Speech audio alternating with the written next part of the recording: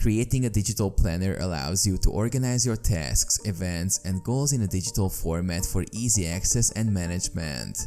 Here's a concise guide. Choose a platform. Decide where you want to create your digital planner. You can use software like Microsoft OneNote, GoodNotes, Notion, or even design one using graphic design tools like Adobe Illustrator or Canva.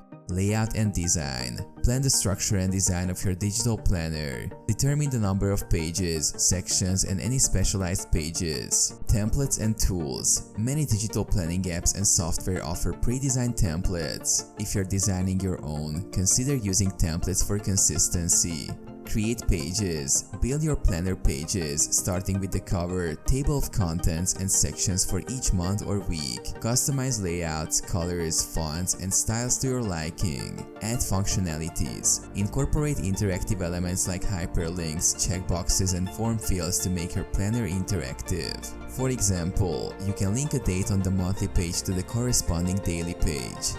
Import graphics. Insert images, icons, stickers, or decorative elements to enhance the aesthetics and functionality of your planner. Test and refine. Ensure that all interactive features work smoothly.